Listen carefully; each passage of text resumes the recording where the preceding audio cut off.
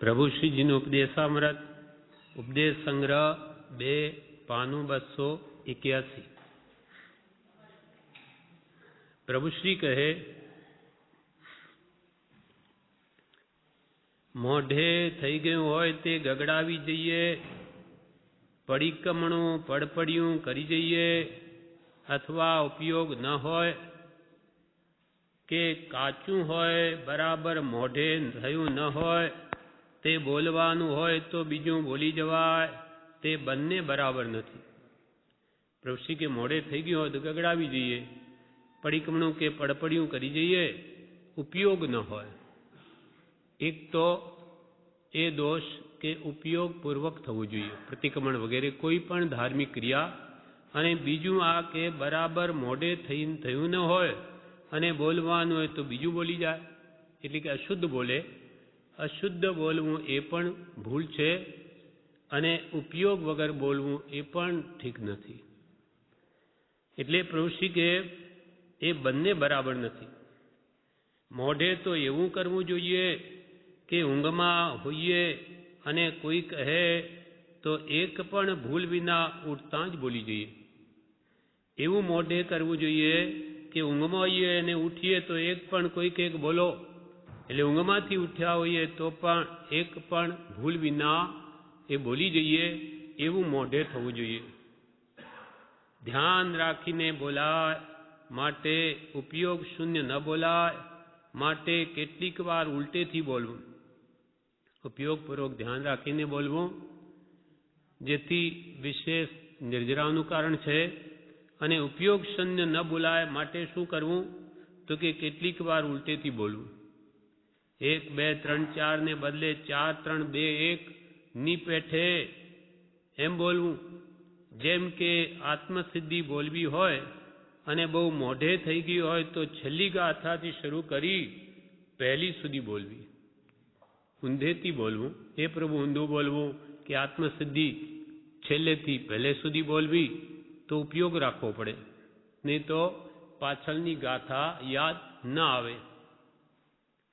માટે ઉપયોગપૂર્વક બોલવા માટે ઉલટેથી બોલવું, એટલે કે 1 2 3 4 ને બદલે 4 3 2 ની પેઠે, જેમ કે આત્મસિદ્ધિ બોલવી હોય અને બહુ મોઢે થઈ ગઈ હોય તો છેલ્લી ગાથાથી શરૂ કરી પહેલી સુધી બોલવી। એમ પ્રયત્નથી અભ્યાસ કરે તો ઉપયોગ સહિત બોલાય, એમ પ્રયત્નપૂર્વક જો અભ્યાસ કરે તો ઉપયોગ સહિત બોલાય। ઘણી વાર જો મનને વિલું મૂક્યું તો નખોદ વાળશે, ઘણી વાર જો મનને વિલું મૂક્યું તો નખોદ વાળશે। નવરું બેઠું નખોદ વાળે, નવરો બેઠો નખોદ વાળે। કંઈ ને કંઈ કામમાં તેને જોડવું, એટલે આવા ઉત્તમ કાર્યમાં જોડવું કે જેથી આત્માનું કલ્યાણ થાય। કંઈ ને કંઈ કામમાં તેને જોડવું। ભગવાનની આજ્ઞા છે કે સમય માત્ર પણ પ્રમાદ કરવો નહીં। ભગવાન કૃપાળુદેવની કે તીર્થંકરોની સર્વની એ જ આજ્ઞા છે કે એક સમય માત્ર પણ પ્રમાદ કરવો નહીં। ભગવાન મહાવીર સ્વામીએ કહ્યું કે સમયમ ગોયમ મા પમાય, હે ગોયમ એટલે હે ગોયમા, હે ગૌતમ, એક સમય માત્રનો પણ પ્રમાદ ન કરો, કેમ કે એક સમયમાં ખોટા ભાવ આવી જાય તો નરકનું આયુષ્ય પણ બાંધી લે, અને એક ભાવ એક સમય જો સાચવીને ઉત્તમ આત્માર્થમાં ગાળે તો સમ્યક દર્શન પણ થઈ જાય, સંકિત થાય એવી પણ મનુષ્ય ભાવની પળો છે। હવે એનો કેમ ઉપયોગ કરવો એ આપણા ઉપર આધાર છે। એટલે જ્ઞાની પુરુષો કહે છે, ભગવાનની આજ્ઞા છે કે સમય માત્ર પણ પ્રમાદ કરવો નહીં। તારીખ 14/6/1925 5 સમિતિ વિશે પત્રાંક 767 વંચાતા, વચનામૃતો પત્રાંક 767 5 સમિતિ વાળો તે વંચાતા પ્રભુશ્રી બોલ્યા, આમાં અપૂર્વ વાત જણાવેલી છે, આમાં અપૂર્વ વાત જણાવેલી છે। પ્રવચન અંજન જો સદગુરુ કરે દેખે પરમ નિધાન जिनेश्वर। प्रवचन अंजन जो सदगुरु करे तो देखे परम निधान जिनेश्वर। એમાં પ્રવચન અંજન કહ્યું છે તે આ પત્રમાં છે. પ્રકૃષ્ટ વચનરૂપ અંજન જો સદગુરુ આંજે તો એને પરમ નિધાન જે આત્મામાં રહેલા છે એવો આત્માનું દર્શન થાય. પણ એની કૃપા થાય તો. પ્રવચન અંજન જો સદગુરુ કરે દેખે પરમ નિધાન જીનેશ્વર. પ્રવચન અંજન જો સદગુરુ કરે તો દેખે પરમ નિધાન જીનેશ્વર. એમાં પ્રવચન અંજન કહ્યું છે તે આ પત્રમાં છે.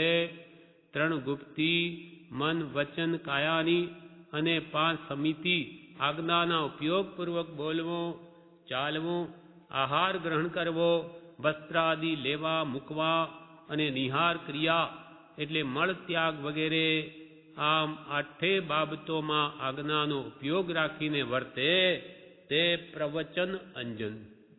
પ્રભુશ્રી એનો અર્થ શું કર્યો કે અષ્ટ પ્રવચન માતા છે, પ્રકૃષ્ટ અંજન છે. અર્થાત 3 ગુપ્તી, મન ગુપ્તી, વચન ગુપ્તી ને કાય ગુપ્તી એ મુનિનો મુખ્ય ધર્મ છે. મન વચન કાયની સ્થિરતા, ગુપ્તીમાં રહેવું એટલે મન વચન કાયની કોઈ પ્રવૃત્તિ ન કરવી. અને જો પ્રવૃત્તિ કરવી પડે ઉદયાધીન ત્યારે કેવી રીતે કરવી? આજ્ઞાના ઉપયોગપૂર્વક. આજ્ઞાના ઉપયોગપૂર્વક બોલવું, ભાષા સમિતિ. આજ્ઞાના ઉપયોગપૂર્વક ચાલવું, ક્રિયા સમિતિ. આજ્ઞાના ઉપયોગપૂર્વક આહાર ગ્રહણ કરવો અને વસ્ત્રાદિ લેવા મૂકવા અને નિહાર ક્રિયા, મળ ત્યાગ વગેરે એ 5 સમિતિ એટલે ભાષા સમિતિ, ક્રિયા સમિતિ, એશના સમિતિ, આદાન મંડવત અને પારિષ્ઠાપનિકા સમિતિ. મળ ત્યાગ વગેરે પારિષ્ઠાપનિકા સમિતિ એ 5 સમિતિઓમાં ન છૂટકે પ્રવર્તે અને પ્રવર્તે તે પણ આજ્ઞાનો ઉપયોગપૂર્વક. એટલે કે જેમ ભગવાને આજ્ઞા આપી તે પ્રકારે જ ચાલે, ઉપયોગ રાખીને, આગળ જોઈને.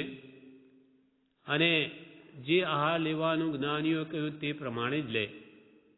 નીરસ આહાર, એક ટાઈમ જ ભોજન વગેરે જેમ કહ્યું તેમ કરે. એ 8 બાબતોમાં આજ્ઞાનો ઉપયોગ રાખીને વર્તે તે પ્રવચન અંજન, ઉપયોગપૂર્વક પ્રવર્તે. જ્ઞાનીની આજ્ઞાપૂર્વક એ જ પ્રકૃષ્ટ વચનરૂપ અંજન છે. એટલે જ્ઞાનીની આજ્ઞાથી જે પ્રવર્તે તેને દેખે પરમ નિધાન. તે જરૂર નિધાન સ્વરૂપ જે પોતાના આત્મા છો એને નિહાળે અને આગળ જતાં કેવળ જ્ઞાન પણ પામે. ઘટપટ વિશે બોલતા પહેલા આત્મા તરફ ઉપયોગ રહે. પહેલો આત્મા ને પછી બીજું. જ્યાં જુએ ત્યાં આત્મા, આત્મા ને આત્મા. રોમે રોમે સાચો સાચો સાચો થઈ રહ્યું છે. જ્ઞાની પુરુષને ઘટપટ વિશે બોલતા પહેલા આત્મા તરફ ઉપયોગ રહે. એટલે આ ઘડો છે, આ કપડાં છે, પણ પહેલા આત્મા છે તો આ ઘડો વગેરે દેખાય. આત્માનો હોય તો કોણ કે આ ઘડો છે, કપડાં છે? ઘટપટ વિશે બોલતા પહેલા આત્મા તરફ ઉપયોગ રહે. પહેલો આત્મા છે તો બીજા પદાર્થો જાણી શકાય. એટલે પહેલો આત્મા ને પછી બીજો. જ્યાં જુએ ત્યાં આત્મા, આત્મા, આત્મા. કેમ કે જ્ઞાનીઓની દ્રવ્ય દ્રષ્ટિ છે, એને તો પહેલા આત્મા પછી બીજું. હું છું તો બીજા છે, હું છું તો બીજા પદાર્થો જણાય, હું જ નથી તો બીજા પદાર્થો તો જડ છે. જ્યાં જુએ ત્યાં આત્મા, આત્મા, આત્મા. રોમે રોમ, રોમે રોમ એ સાચો સાચો સાચો થઈ રહ્યો છે. 18 દૂષણથી રહિત કેવોય દેવ. આત્મારૂપી દેવ 18 દૂષણથી રહિત, એમાં કોઈ દોષ છે જ નહીં. મૂળ શુદ્ધ આત્મ સ્વરૂપમાં કોઈ દોષ નથી.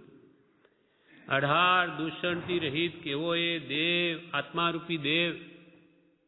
ક્રોધ નહીં, માન નહીં, માયા નહીં, રતિ અરતિ નહીં વગેરે દોષોથી રહિત. હાસ્ય, રતિ અરતિ, ભય, શોક, જુગુપ્સા કે કોઈ પણ ક્રોધ, માન, માયાદી, લોભ આદિ સર્વ કષાયોથી રહિત. ક્રોધ નહીં, માન નહીં, માયા નહીં, રતિ અરતિ નહીં વગેરે દોષોથી રહિત એ કદી તરસ્યો થયો છે? પ્રભુ શ્રી કે આત્મા કદી તરસ્યો થયો છે? ભૂખ્યો થયો છે? રોગી છે? બ્રાહ્મણ છે? સ્ત્રી છે? પુરુષ છે? એક સમજ ફરે તો ચમત્કાર જેવું છે. આપણી જો સમજ ફરે કે દેહ તે હું નહીં, આત્મા એ જ મારું સ્વરૂપ છે, તો પ્રભુ શ્રી કે ચમત્કાર જેવું છે. અંદરથી થવું જોઈએ ભાવ દ્રઢ. એક સમજ ફરે તો ચમત્કાર જેવું છે.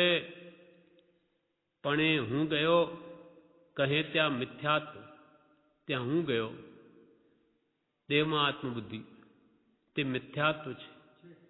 પણ હું ગયો ત્યાં મિથ્યાત્વ, હું અને તું જુદું થયું છે, તેને થયું છે. હું સહજાત્મ સ્વરૂપ છું અને તું એ શરીર એ મારાથી સાવ જુદું છે. એ તો જેને થયું છે તેને થયું છે. હું અને તું જુદું થયું છે, તેને થયું છે. બાકી બીજા કહે તેમાંનું કશું ગમતું નથી. મોટા કાશીના પંડિત હોય કે ગમે તે હોય, પણ એક સાચાની માન્યતા થઈ ગઈ છે, તેથી બીજો કોઈ ગમતો નથી. પ્રભુ કે ભલે ને મોટા કાશી ભણી આવેલા પંડિત હોય, પણ અમને તો એ કૃપાળુ દેવની સાચી માન્યતા થઈ છે, એ વિના બીજે ક્યાંય ગમતું નથી. મોટા કાશીના પંડિત હોય કે ગમે તે હોય, પણ એક સાચાની માન્યતા થઈ ગઈ છે, તેથી બીજો કોઈ ગમતો નથી. અને એ જ કર્તવ્ય છે. અને એ જ કર્તવ્ય છે. વાત છે માન્યાની. વાત છે માન્યાની. સત્પુરુષની યથાયોગ્ય પ્રતીતિ વિના જીવનું જ્ઞાન થતું નથી. તે સત્ય છે. સત્પુરુષની યથાયોગ્ય શ્રદ્ધા વિના તો જીવનું જ્ઞાન જ થતું નથી. જ્યાં સુધી સાચા દેવગુરુ ધર્મની શ્રદ્ધા નહીં હોય, ત્યાં સુધી એને આત્માનું જ્ઞાન થાય નહીં, ભાન પણ થાય નહીં. કેમ કે સતની શ્રદ્ધા નથી, તો એના વચનો પ્રત્યે કેવી રીતે શ્રદ્ધા આવે? સત્પુરુષની યથાયોગ્ય પ્રતીતિ વિના જીવનું જ્ઞાન થતું નથી. તે સત્ય છે. રાત્રે પાણી ઢૂંઢિયા ન રાખે, જરૂર પડે તો માતૃ કે રાખથી ચલાવે. શાસ્ત્રમાં તેવી સંકડાશ કેમ રાખી હશે? તેવી આચારાંગ વાંચતા શંકા અમને થયેલી. તે દેવકર્ણજી અને અમે પૂછાવેલ તેનો આ ઉત્તર. એટલે રાત્રે ઢુંડક મતવાળા સ્થાનકવાસીઓ સાધુ લોકો રાત્રે માતૃથી ચલાવે, પાણી રાખે નહીં. જરૂર પડે તો માતૃ એટલે પેશાબ અને રાખથી ચલાવે. શાસ્ત્રમાં એવી સંકડાશ કેમ રાખી હશે? તેથી આચારાંગ વાંચતા અમને શંકા થયેલી. તે દેવકર્ણજીને અમે કૃપાલદેવને પૂછેલું, તેનો આ ઉત્તર. જેમ કૃપાલદેવે કહ્યું છે કે આ એકી જવું હોય તો પણ ગુરુને પૂછીને જવું, આજ્ઞા લઈને. એ 5 સમિતિમાં જે આવ્યું એ શા માટે? તો કે એટલો જ એને છૂટ છે, બીજો ઉપયોગ ક્યાં જવો દેવો નહીં. એટલો બધો સંકડાશ માર શા માટે બોધ્યો કે એનો ઉપયોગ ક્યાંય બહાર ચલિત નહીં થાય. એના માટે કે આ 5 સમિતિઓની વાત કૃપાલદેવે કરી છે. પ્રભુ એમાં તો અપૂર્વ વાતો રહી છે. આચારાંગ સૂત્રમાં આચાર સંબંધી એમાં તો અપૂર્વ વાતો રહી છે. તોડી ફોડીને કહેવાય તો ખરી ખૂબી આવે. ભગવાન મહાવીર સ્વામી દ્વાદશાંગી ઉપદેશી તેનું પહેલું સૂત્ર આચારાંગ સૂત્ર. તો એમાં જે આચાર સંબંધી ભગવાને વાતો કહી છે, તે પ્રભુ કે એમાં તો અપૂર્વ વાતો છે, પણ તોડી ફોડીને કહેવાય તો ખરી ખૂબી આવે. એનો ભાવ મર્મ શું છે એ સમજાવે તો ખરો આનંદ આવે. તોડી ફોડીને કહેવાય તો ખરી ખૂબી આવે. બાવળીએ બાત ભીડીને કહે કે મને છોડાવો, મને છોડાવો. છોડી દે એટલે છૂટો થઈશ. સત્પુરુષ તો કહી છૂટે. ગોર તો પરણાવી આપે, પણ શું ઘર માંડી આપે? પ્રભુશ્રી કહે કે આપણો આત્મા આ સંસારમાં જાતે બંધાયો છે અને કે મને કોઈ છોડતું નથી. જેમ બાવળીએ બાત ભીડીને પોતે કહે કે મને છોડાવો, તે જ્ઞાની પુરુષો કે ભાઈ તને કોણે બાંધ્યો, તે જ બાત ભીડી, મૂકી દે, બાત છોડી દે તો છૂટો જ છું. બાવળીએ બાત ભીડીને કહે કે મને છોડાવો, છોડી દે એટલે છૂટો થઈ જઈશ, છોડી દે તો આ છૂટી ગયો. તેમ સત્પુરુષ તો કઈ છૂટે, સત્પુરુષ તો સાચો માર્ગ બતાવે, પણ એ તું ગ્રહણ કરે તો તને લાભ છે. સત્પુરુષ તો કઈ છૂટે, ગોર તો પરણાવી આપે, શું ઘર પણ માંડી આપે? બ્રાહ્મણ લોકો આવે એ ગોર લોકો લગ્ન કરાવી આપે, પણ શું ઘર માંડી આપે? તેમ જ્ઞાની પુરુષો તો મુક્તિનો માર્ગ બતાવે. હવે તે પ્રમાણે એ માર્ગ પર ચાલવું કે ન ચાલવું એ તો તમારે આધીન છે.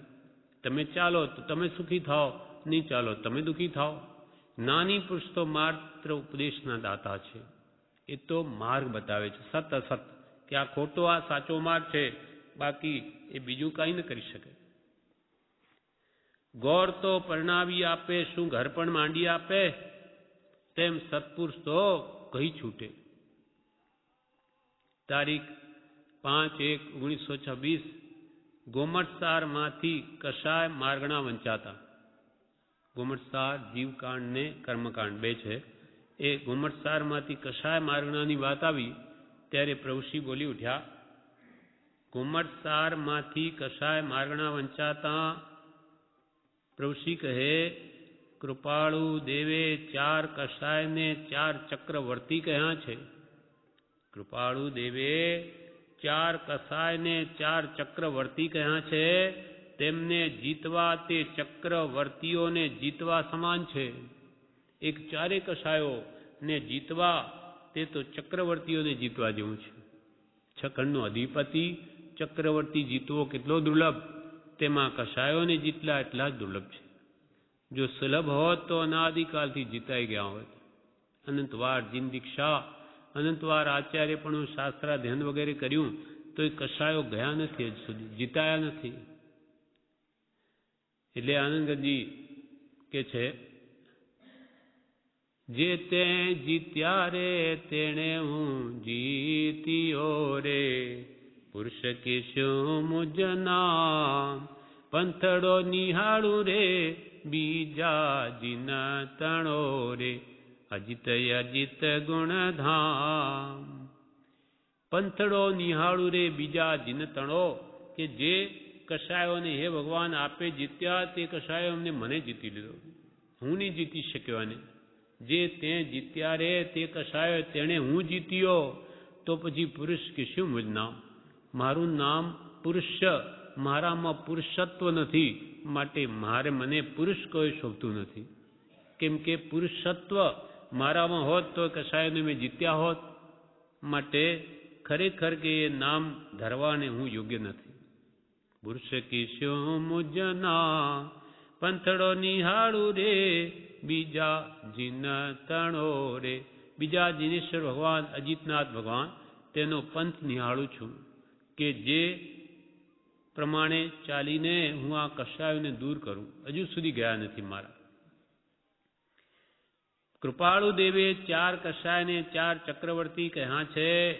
તેમને જીતવા તે ચક્રવર્તીઓને જીતવા સમાન છે. રાગ દ્વેષરૂપ બળદ લઈ કસાય ખેડૂત મિથ્યાત્વ બીજ વાવી રહ્યો છે. રાગ દ્વેષ રૂપ બળદ, 2 બળદ, એને લઈને કસાય રૂપી ખેડૂત તે મિથ્યાત્વ બીજ વાવી રહ્યો છે રાગ દ્વેષ વડે. તે કેવું ફળ આપે છે? જે મિથ્યાત્વનું બીજ વાવ્યું તે ઉગીને કેવું ફળ આપે? રાગ દ્વેષરૂપ બળદ લઈ કસાય ખેડૂત મિથ્યાત્વ બીજ વાવી રહ્યો છે, તે કેવું ફળ આપે છે? અરર અનંત સંસાર રજડાવે છે. આ કષાયો મિથ્યાત્વ રૂપી બીજમાંથી જે ઉગે તે જીવને અનંત સંસાર રજડાવે. તેનું મૂળ મિથ્યાત્વ છે. કષાયોનું મૂળ એટલે કે અજ્ઞાન છે. રાગ દ્વેષ અજ્ઞાન એ મુખ્ય કર્મની ગ્રંથ. અજ્ઞાનને લઈને રાગદ્વેષ કહો અથવા કષાય છે. અને મિથ્યારૂપી બીજમાંથી જન્મે છે. તે કેવું ફળ આપે છે તો કે અનંત સંસાર રઝળાવે છે. આ વેરી એને ન મારવા. આ જે અંતરંગ શત્રુઓ આપણા કશાય ભાવો જે આપણને અનંત સંસાર રઝળાવે, અનંત સંસાર જન્મ મરણ કરાવે. અહીંયાના તો વેરી કદાચ એક ભાવ મારી નાખે, પણ આ તો અનંત જન્મ મરણ કરાવે. તો શું એ કશાયોને નહીં મારવા? એ અનંત સંસાર રઝળાવે છે. આ વેરી કશાયો શું એને ન મારવા? મરો મરો ઠેકાણે ઠેકાણે મરી જવા જેવું છે. હા, મોત ન હોત અને ભલે જરા રોગથી જર્જરી થયેલું પણ શરીર આમને આમ ચાલવાનું હોત તો ઠીક, ધીરજ રખાય. પણ આ 2 ઘડી દાડો આ મનુષ્ય ભાવ મળ્યો છે તેનો શો ભરોસો? કેટલું જીવવું છે? રોજ બેસી રહેવું છે? તો હવે મોતને કેમ ભૂલાય? ઋષિ કહે, આ કશાયોને મારો. અરે મરો, પણ એને મારો. મરો મરો ઠેકાણે ઠેકાણે મરી જવા જેવું છે કે હજુ તમે કશાયોને નથી જીતતા. હા હા, કે મોત ન હોત તો ભલે, કે ભાઈ મોત તો કોઈ કાળે આવવાનું નથી, તો ભલે ને આ વૃદ્ધાવસ્થા હોય કે રોગથી જર્જરિત થયેલું શરીર પણ આમનું આમ ચાલતું હોય તો સમજ્યા, તોય ઠીક કે બાદ નહીં. પણ આ તો 2 ઘડી દાડો, એટલે ક્યારે મરણ આવી જશે કાંઈ નિશ્ચિત નથી. અને આ મનુષ્યભાવ મળ્યો છે તેનો શો ભરોસો કે 100 વર્ષનું આયુષ્ય થશે જ? કેટલું જીવવું છે? રોજ બેસી રહેવું છે? પ્રભુ નક્કી છે કે અહીંયા તમે 100 વર્ષના થઈને જ મરવાના? કેટલું જીવવું છે? રોજ બેસી રહેવું છે? તો હવે મોતને કેમ ભૂલાય? પ્રભુ રોજ કૃપાલુ કહ્યું, રોજ મરણને સંભાળવું, તો એને વૈરાગ્ય રહે, ક્યાંય આસક્તિ ન થાય. રોજ બેસી રહેવું છે તો હવે મોતને કેમ ભૂલાય? સમ્યક્ત્વને આત્માના શુદ્ધ પરિણામને ઘાતે તે કસાય. કસાય એટલે શું? તો કે ક્રોધ માન માયા લોભ એ કેવી રીતે નુકસાન કરે આત્માને? તો કે આત્માના શુદ્ધ જે પરિણામ છે ભાવ, શુદ્ધ ભાવ એને હણે છે, એ ભાવોને ઘાતે છે, ઘાત કરે ગુણોને આત્માના. સમ્યક્ત્વને આત્માના શુદ્ધ પરિણામને ઘાતે તે કસાય. જે પોતાના શુદ્ધ આત્મ સ્વરૂપને ઘાતે, એના ગુણોને ઘાતે, સમ્યક દર્શનને ઘાતે, તેનું નામ કસાય છે. એ તો કસાઈ જ. પ્રભુ કે આશ્ચર્ય વિરામ, કે એ તો કસાઈ જ. આ તો આત્માના ગુણોને જ મારી નાખે, ઘાતી દે. એ તો કસાઈ જ. તેનાથી મોટું પાપ શું? પેલા જે કસાઈ કરતો આ તો વધારે છે, કે આ તો પોતાના ઉત્તમ આત્મગુણોને જ હણી કાઢે, તો કેવી રીતે એનો ઉદ્ધાર થાય? તો એ કસાયો કેટલા ભયંકર છે એનો આપણને પ્રભુ કે ભાન નથી થતું. તે તો કસાઈ જ. તેનાથી મોટું પાપ શું? એટલે ક્રોધ, માન, માયા અને લોભ, એથી વિશેષ મોટું પાપ કયું? કૃપાલે ક્રોધ, માન, માયા, લોભ મોટા પાપ છે. એથી ઘણો સંસારનો બંધ થાય, એવું ઉપદેશ સાયામાં કૃપાલે કહ્યું છે. તેનાથી મોટું પાપ શું? મોહનલાલજી બોલતા હોય કે અમે બોલતા હોઈએ અને મનમાં વિચાર આવે કે એ તો એમ કહે છે પણ આમ હોવું જોઈએ, એ મોટા છે એટલે શું કહેવું, નહીં તો ખરું તો આમ છે. આવો ભાવ આવે તે શું? આ માન કસાય. કે મોહનલાલજી બોલતા હોય કે અમે બોલતા હોઈએ તો મનમાં એમ વિચાર આવે કે એમ કહે છે પણ આમ હોવું જોઈએ, અને મોટા છે એટલે એમને શું કહેવાય, ને નહીં તો ખરું તો આમ છે. આવો ભાવ આવે તે શું? જીવે સામાન્ય કરી નાખ્યું છે. જે જ્ઞાની પુરુષો કંઈ પણ કહે તે ઉપયોગપૂર્વક બોલે છે, એમને કહેવાનો આશય સમજવો જોઈએ. પછી પોતાની બુદ્ધિ કે સ્વચ્છંદને આગળ કરી આનો અર્થ આમ થાય અને એમને સમજાણું નહીં, જાણે મને સમજાઈ ગયું, એ તો અનુભવથી બોલે છે. કોઈ પણ બોલે એમાં તથ્ય હોય છે. આપણે તો બધું અનુભવ વગરનું છે. પણ જીવને બુદ્ધિનો અહંભાવ અહંકાર હોય છે કે મને આમ સમજાઈ ગયું, એમને નથી સમજાયું, તો આ બધો માન કસાય છે. પણ આવો ભાવ આવે તે શું પણ જીવે સામાન્ય કરી નાખ્યું છે. એ ચંદન વૃક્ષનો વાવો પણ દુર્લભ છે. આ કાળમાં એ મળવું મહાદુર્લભ છે કે તમે જ્ઞાની પુરુષના વચનોને સામાન્ય કરી નાખ્યા. પણ આ ચંદન વૃક્ષનો વાવો પણ દુર્લભ. ક્યાં છે ચંદન વૃક્ષનું કોઈક જંગલ હોય તેમાં સત્પુરુષોની વાણી તમારા કાને પડે, તમારા મહાભાગ્ય છે. આ કાળમાં એ મળવું મહાદુર્લભ છે. એક જ્ઞાનીની દ્રષ્ટિએ સાચું છે તે સાચું છે, એ અનુભવથી બોલે એટલે. એક જ્ઞાનીની દ્રષ્ટિએ સાચું છે તે સાચું છે. બાકી તો બહારથી શીતળ દેખાતો હોય અને જ્ઞાની કહે કે તે રાગી છે તો તે ખરું, અને બહારથી ક્રોધ દેખાતો હોય પણ અંતર પરિણામ સમ્યક હોય. જ્ઞાની હોય, જ્ઞાની કહે કે આ રાગી છે, ભલે બહારથી સંન્યાસ સાધુ દેખાતો હોય અને બહારથી ક્રોધી દેખાતો હોય પણ અંતર પરિણામ સમ્યક હોઈ શકે. એક દ્રષ્ટાંત આપે છે. એક શીતળદાસ બાવા હતા. તેને એક જણે આવીને નામ પૂછ્યું તો કહે શીતળદાસ. ફરી પૂછ્યું તો કહે શીતળદાસ. એમ 2-3 વાર તો ઉત્તર આપ્યો, પણ 5-7 વાર પૂછપૂછ કર્યું એટલે તો ઉઠ્યો ચીપિયો લઈને મારવા. એટલે પેલા માણસે કહ્યું શીતળદાસ તમારું નામ નથી, ખરી રીતે તો અગ્નિદાસ છે. આમ હોય છે. શીતળદાસ નામ છે પણ એના પરિણામ શીતળ નથી. એટલે ભલે ને કહેવાય શીતળદાસ પણ અંદરમાં તો અગ્નિદાસ છે. એમ પાનો 283.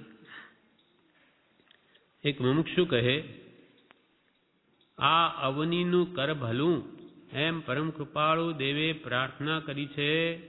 તે પ્રમાણે કૃષિ, કામિની અને કંચનના ત્યાગ દ્વારા ટોલ્સ્ટોય અને લેનીને રાગદ્વેષના ત્યાગના નિમિત્ત આદર્યા છે, તો તે પણ ધર્મ પામવાને પાત્ર થતા જાય છે.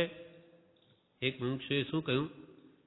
જેમ કૃપાળદેવે પ્રાર્થના લખી વચનામૃતમાં આગળ, હા, જળહળ જ્યોતિ સ્વરૂપ, તો એમાં કહ્યું કે આ અવનીનું કર ભલું, આ પૃથ્વીમાં રહેલા બધા જીવોનું ભલું થાય, આ અવનીનું કર ભલું એમ પરમ કૃપાળદેવે પ્રાર્થના કરી છે. તે પ્રમાણે કૃષિ, ખેતી, કામિની અને કંચનના ત્યાગ દ્વારા ટોલ્સ્ટોય અને લેનીને રાગદ્વેષના ત્યાગના નિમિત્ત આદર્યા છે. એટલે ટોલ્સ્ટોય જે ફિલોસોફર થઈ ગયા, રસ્કિન અને ટોલ્સ્ટોય, તેને અને લેનિન એને કે રાગદ્વેષના ત્યાગનો નિમિત્ત આદર્યા છે. કંચન અને કામિની અને કૃષિના ત્યાગથી તો તે પણ ધર્મ પામવાને પાત્ર થતા જાય છે. એમ કોઈ એમની પ્રશંસા કરી. ત્યારે પ્રભુશ્રી કહે ત્યાં રાજા છે કે નહીં? કે ત્યાં રાજા છે એ દેશમાં? ત્યારે મુમુક્ષુ કહે રાજાને તો ફાંસીએ ચઢાવ્યો. ત્યાં ધર્મના બીજ વાવા માંડ્યા અને ત્યાં રાજાએ તો એ લોકોએ ફાંસીએ ચડાવ્યો. રાજાએ તો ફાંસીએ ચડાવ્યો. ત્યારે પ્રભુશ્રી કહે ત્યારે તો ત્યાં રાગદ્વેષ હજી છે અને તે તીવ્ર.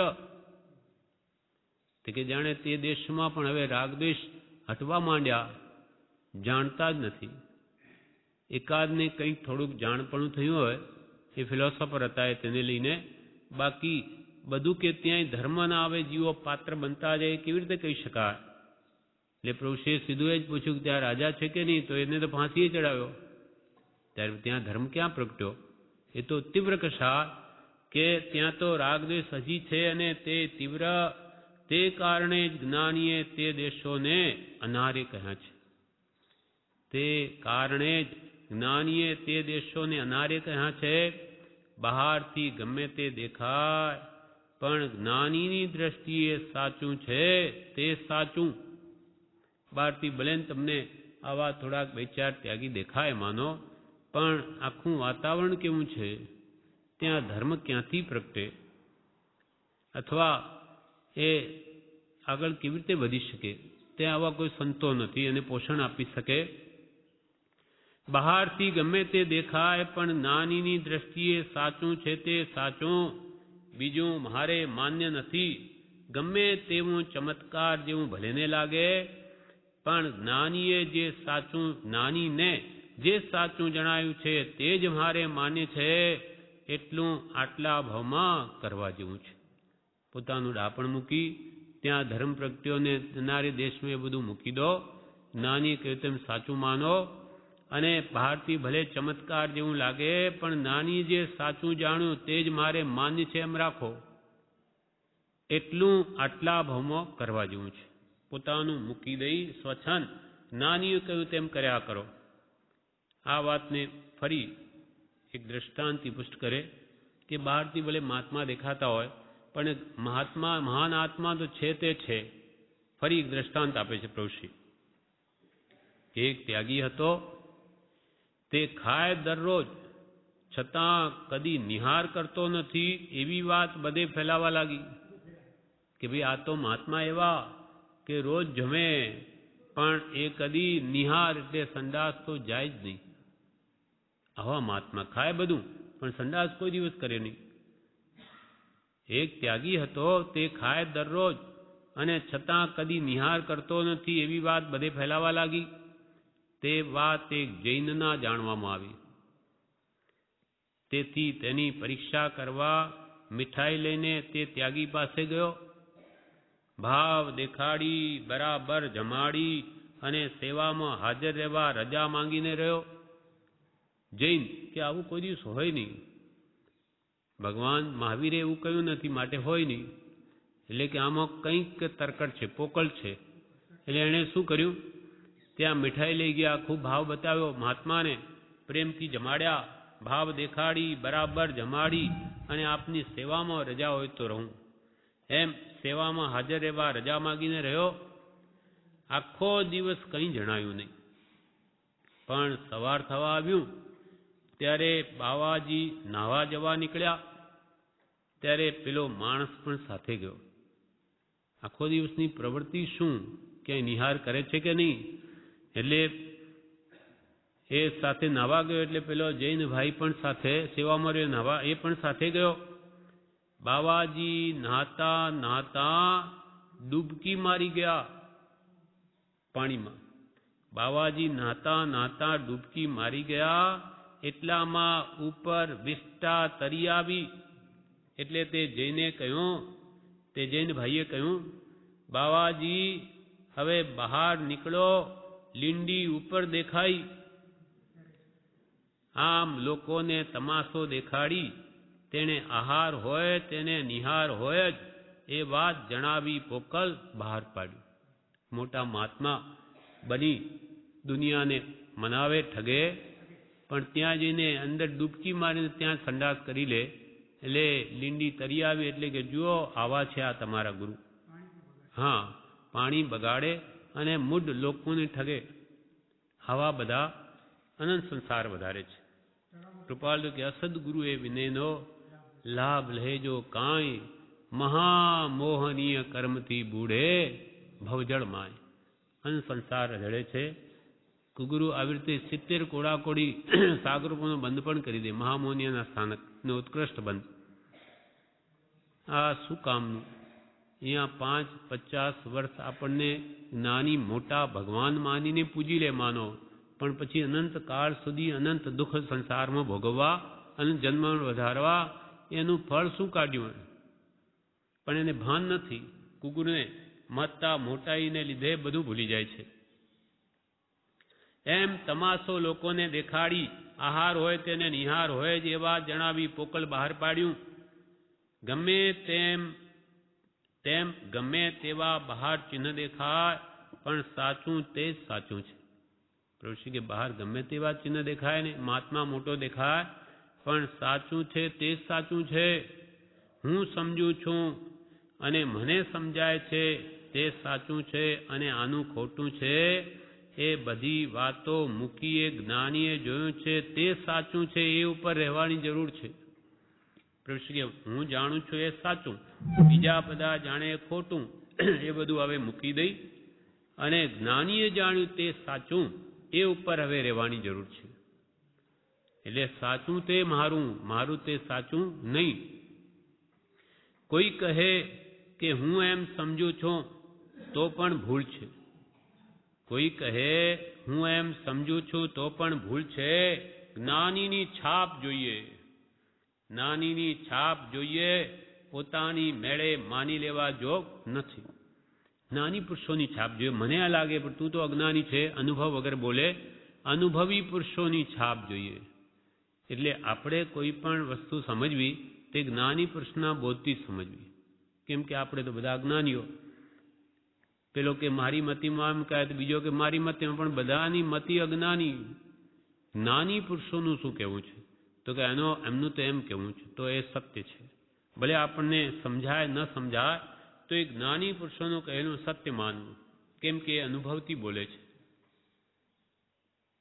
હું એમ સમજુ છું તો પણ ભૂલ છે. જ્ઞાનીની છાપ જોઈએ, જ્ઞાનીની છાપ જોઈએ, પોતાની મેળે માની લેવા જોગ નથી. પ્રભુ પોતાની મેળે માની લેવા જોગ નથી. તારીખ 6/1/1926. પ્રભુ બીજે દિવસે ફરી પ્રભુશ્રી કહે, પ્રભુ જીવ હજી ક્યાં થાક્યો છે? પ્રભુ જીવ હજી ક્યાં થાક્યો છે? સ્વચ્છંદ અને સ્વચ્છંદમાં જ નિજ કલ્પનાએ દોડ્યા જ કરે છે. કંઈ કહેવા જેવું નથી. આ વખત કોઈ અપૂરું છે, ચેતી લેવા જેવું છે. આમ કરું ને આમ થાય, આમ કર્યું તે ઠીક વગેરે અણસમજણ છે. કર્મ છે તે ક્યાં છોડે તેમ છે. ગુરુના શરણથી અમને તો શાતા વેદનીય હોય તોય પણ ગમતી નથી, અને અશાતા પણ તેવી જ છે. એ ક્યાં આત્માનો ધર્મ છે? ક્યાંય ખળવા જેવું નથી. પ્રભુએ કહ્યું, પ્રભુ કે હજુ આ જીવ થાક્યો નથી. એકવાર તો પ્રભુ એમ બોલ્યા કે હજુ નહીં થાક્યો તો જા ફરી આવ, એક આંટો મારી આવ, 84 લાખ જીવાયો નહીં. હજુ નથી થાક્યો, થાક્યો હોય તો બેસ, નથી થાક્યો તો જા એક આંટો મારી આવ. હવે ક્યારે આંટો પૂરો થાય? 84 લાખ જીવાણીનો આંટો. એવા અનંત આંટા મારી દીધા. અનંત પૂદગલ પરાવર્તન થયા છે.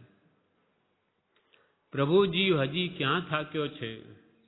સ્વચ્છંદ અને સ્વચ્છંદમાં જ નિજ કલ્પનાએ દોડ્યા જ કરે છે. અનાદિથી જીવ આ સ્વચ્છંદ જ આડો આવે છે.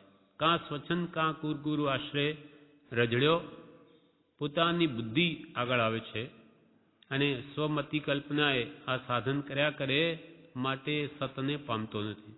કેમ કે નિર્વાણ માર્ગ તે અગમ અગોચર છે. એ આ સ્વમતી કલ્પનાએ પ્રાપ્ત થાય એવો નથી. જીવ નિજ છંદે ચાલી, અનંતકાળથી જીવ નિજ છંદે ચાલી પરિશ્રમ કરે તો પણ પોતે પોતાથી જ્ઞાન પામે નહીં. જ્યારે જ્ઞાની પુરુષની આજ્ઞાનો આરાધક અંતર્મૂર્તમાં પણ કેવળ જ્ઞાન પામે. કેમ કે એને ખબર છે માર્ગની. આપણે અજાણ છીએ એટલે ગમે ત્યાં ફાફા મારીએ તો મુક્તિ માર્ગ હાથમાં નહીં આવે. એટલે સ્વચ્છંદ અને સ્વચ્છંદમાં જ નિજ કલ્પનાએ, પોતાની કલ્પનાએ દોડ્યા કરે છે. કંઈ કહેવા જેવું નથી. પુરુષ કે શું કહીએ? પણ આ વખત કોઈ અપૂર્વ છે, ચેતી લેવા જેવો છે. આવા ભયંકર કલયુગમાં આવો જોગ, આ તો કોઈ અપૂર્વ વાત બની ગઈ. પુરુષ કે આ તો અક્કર ચક્કર વાત બની ગઈ કે આવા ભયંકર કાળમાં આવો જોગ. કૃપાલદેવ પોતાને આશ્ચર્ય થયું કે આવા કાળમાં અમારો જન્મ, એ અમને પણ આશ્ચર્ય ઉપજાવે છે. આ વાણી મારી કોયલની જેમ અમે ક્યાં આવી પડ્યા? કેમ કે એકાકી હોવાથી ઉદાસ, વિપરીત કાળમાં એકાકી હોવાથી ઉદાસ, ક્યાં મન ખોલવું એવો કોઈ બીજો દેખાતો નથી. આ તો સૌભાગ્ય મળ્યા એટલે વળી વાત ખોલવાનો, એલો મન ખોલવાનો અવસર મળ્યો. બાકી તો કોની સાથે કોને ગરજ છે? પ્રભુ હજી જીવ ક્યાં થાક્યો છે? સ્વચ્છંદ અને સ્વચ્છંદમાં જ નિજ કલ્પનાએ દોડ્યા જ કરે છે. કંઈ કહેવા જેવું નથી. આ વખત કોઈ અપૂરો છે, ચેતી લેવા જેવું છે. આમ કરું ને આમ થાય, અને આમ કર્યું તે ઠીક વગેરે અણસમજણ છે કે હું આમ કરું તો આમ સુધરી જાય, અને મેં આમ કર્યું તો કેવું ઠીક થયું. જુઓ, આ બધી પોતાની અણસમજણ છે. કર્મ છે તે ક્યાં છોડે તેમ છે. તું તો કાંઈ કરતો નથી, બધું કર્માધીન થાય છે. ધાર્યું તો ધણીનું થશે, તારું કંઈ ચાલવાનું નથી. ધણી એટલે જે પ્રમાણે પ્રારબ્ધ કર્યા હશે એમ થશે. કર્મ છે તે ક્યાં છોડે તેમ છે. ગુરુના શરણથી અમને તો શાતા વેદની હોય તો પણ ગમતી નથી. પ્રભુશ્રી કહે કે કૃપાળદેવની કૃપાએ અમને જો શાતા વેદની હોય તેમાં પણ અમને એ પણ ગમતી નથી. એટલે કે એમાં અમને કોઈ રાગ નથી કે ભાઈ શાતા વેદની હોય તો બહુ સારું. અમને એવો અમને કોઈ એમાં ઉપાધિ ભાવ નથી, રાગ નથી. ગુરુના શરણથી અમને તો શાતા વેદની હોય તો પણ ગમતી નથી, અને અશાતા પણ તેવી છે. કોઈમાં રાગ દ્વેષ નથી. એ ક્યાં આત્માનો ધર્મ છે? શાતા કે અશાતા એ તો પુણ્ય પાપનું ફળ છે, શુભ અશુભનો. એ ક્યાં આત્માનો સ્વભાવ છે? એ ક્યાં આત્માનો ધર્મ છે? ક્યાંય ખળવા જેવું નથી. ક્યાંય શુભ કે અશુભમાં ક્યાંય રોકાવા જેવું નથી. એક શુદ્ધ ભાવ જ ઉપાદે છે. મુમુક્ષુ કહે 2 દિવસ થોડો મંદવાડ હતો, ત્યાં સુધી તો મંત્રનું સ્મરણ થયું, પણ 3જે દિવસે વિશેષ દુઃખ થતું. ત્યારે મંત્રના જાપની ઈચ્છા ભાવના તો રહેતી, પણ બાપ રે, અરે રે એમ બોલાઈ જતું. તેનું કેમ હશે? મુમુક્ષુએ પ્રશ્ન કર્યો કે 2 દિવસ તો થોડો મંદવાડ હતો, ત્યાં સુધી તો મને મંત્રનું સ્મરણ રહ્યું, પણ જ્યારે 3જે દિવસે દુઃખ વધ્યું કે મંત્રના જાપની કે અંતરમાં ઈચ્છા ભાવના રહે, પણ ઉપરથી આમ બોલાઈ જાય કે બાપ રે, અરે રે એમ બોલાઈ જતું. તેનું કેમ હશે? ત્યારે પ્રભુશ્રી કહે જે ભાવના રહે છે તે કંઈ ઓછું નથી. આટલા દુઃખમાં પણ ભાવ અંદરમાં એ જ મંત્રનો રહે છે. ભલે બોલાઈ જવાય દુઃખ રે, અરે રે સહન નહીં થતું હોય તો. એટલે પ્રભુશ્રી કે જે ભાવના રહે છે તે કંઈ ઓછું નથી. અપારિણામિક મમતા જેવું છે. પણ પછી શરીર ઠીક થવા આવ્યું એટલે તો પાછો બીજા કર્મનો પ્રવાહ બંધ પડ્યો હતો તે શરૂ થયો ને. કે બીમારી હતી ત્યારે તો મંત્રમાં ચિત્ત રહ્યું, લક્ષ્ય રહ્યો, પણ જ્યારે પાછું એ કર્મનો ઉદય શાતા વેદની પૂરી થઈ ગઈ, પછી શાતા વેદની આવી, ત્યાર તો પાછો બીજો કર્મનો પ્રવાહ જે હતો રાગદ્વેષ કરવાનો એ તો શરૂ થયો ને, મારું તારું કરવાનું. પણ શરીર ઠીક થવા આવ્યું એટલે તો પાછો બીજા કર્મનો પ્રવાહ બંધ પડ્યો હતો તે શરૂ થયો ને. આ બોલાવે છે, આ અમુક લાવ્યા, આ કામ છે ને આ લેશો ને, એ ગઢ મથલમાં સ્મરણ પણ રહેવું કઠણ થઈ પડે. માટે મંદવાડ પણ હિત કરતા થઈ પડે છે. બીમારી હતી તો તમને કે મંત્રનો જાપ વગેરે રહ્યો ને સાજા થયા કે પાછું આ બોલાવે છે, આ અમુક લાવ્યા, આ કામ છે, આ તમે લેશો, એમ ગઢ મથલમાં સ્મરણ પણ રહેવું કઠણ થઈ પડે. વિસ્મૃતિ બીજા કામમાં પડી ગયો એટલે મંદવાડ પણ હિત કરતા થઈ પડે છે. જ્ઞાની પુરુષોને તો આ પ્રતિકૂળ પ્રસંગો તરવા બરાબર છે. વિશેષ અને કલ્યાણ કરતા સમજે છે કે એમાં બીજી બધી ઉપાધિઓ છૂટી જાય છે. મંદવાડ હોય તો શાંતિથી બેઠો, જેને આત્માર્થનું લક્ષ્ય હોય તે તો ઉત્તમ મંત્ર જાપ કરે, ઉત્તમ વિચારણા કરે, એને સંસારના કામો તે વખતે કોઈ સોંપે નહીં, એટલે એને તો વિશેષ લાભ કરતા છે. અને એ માની લે કે એટલી મારી વિશેષ કર્મોની નિર્જરા થઈ. માટે મંદવાડ પણ હિત કરતા થઈ પડે છે. મટ્યા પછી ઠીક થયું એમ તમને લાગતું હશે, પણ પાછી ઉપાધિ આવીને વળગી, લફરા બાંધેલા તે બધાનું દેવું ચૂકવવું પડે ને. કે મટી ગયો રોગ, તાવ મટી ગયો તો કે તે વખતે ઠીક થયું એમ તમને લાગ્યું હશે. મટ્યા પછી ઠીક થયું એમ તમને લાગતું હશે, પણ પાછી ઉપાધિ આવીને વળગી. હવે સાજા થઈ ગયા એટલે કામ ધંધા કરો, બધાની લેવડ દેવડ કરો, એટલે મટ્યા પછી ઠીક થયું એમ તમને લાગતું હશે. પ્રભુશ્રી કે પણ પાછી ઉપાધિ આવીને વળગી અને લફરા બાંધેલા તે બધાનું દેવું ચૂકવવું પડે ને.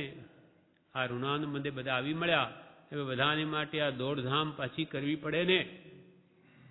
લફરા બાંધેલા અજ્ઞાન અવસ્થામાં તે બધાનું દેવું ચૂકવવું પડે ને.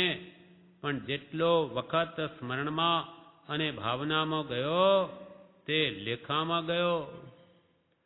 માંદગીમાં પણ તે નિમિત્તે પણ જીવ સ્મરણમાં કે ઉત્તમ ભાવનામાં સમય જાય તેટલો કાળ લેખામાં ગયો. અમને તો હવે વૃદ્ધાવસ્થા થઈ દુઃખ પણ ચાલતું રહે છે. પોતાનું હવે પ્રભુશ્રી કહે છે અમને તો હવે વૃદ્ધાવસ્થા થઈ દુઃખ પણ ચાલતું રહે છે.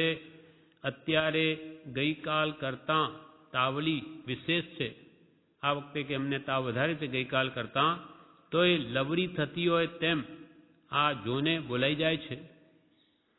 તેથી કશું ગમતું નથી. મરણ ન હોય તો કંઈ વાંધો નથી, પણ આવું એ શરીર કેટલો કાળ રહેવાનું. અને અમારા એકલા ઉપર ક્યાં છે?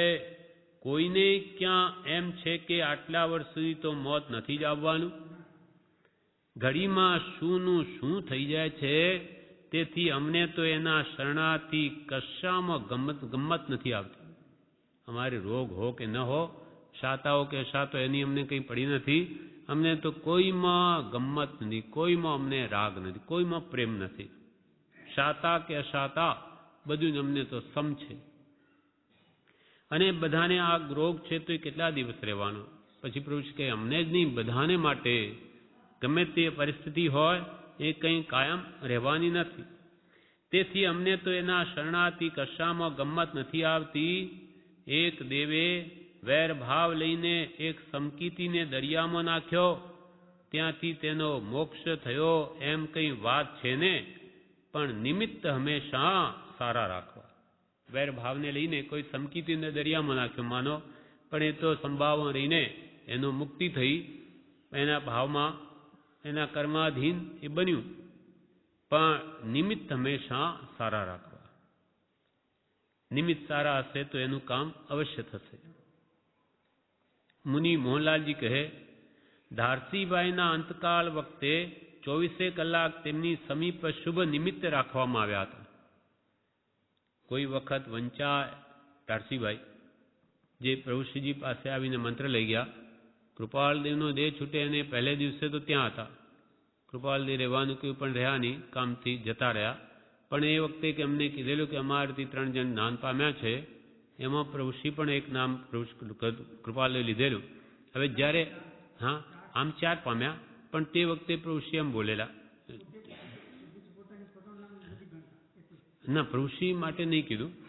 અચ્છા એમ ના, તે વખતે કૃપાલદેવ એમ બોલેલા કે અંબાલાલ, સૌભાગભાઈ અને લલ્લુજી મુનિ એમના જેઠાભાઈનું નામ નહીં બોલ્યા, ત્યાં અંદર આવું છે.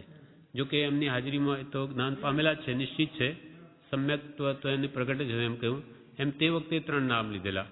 એટલે પછી જ્યારે એમને ખ્યાલમાં આવ્યું કે હવે મારે આત્મકલ્યાણ માટે શું કરવું, વૃદ્ધાવસ્થા આવી, ત્યારે ખ્યાલ આવ્યો, ત્યારે વિચાર કર્યો તો કે 3 જણ નામ લીધેલું.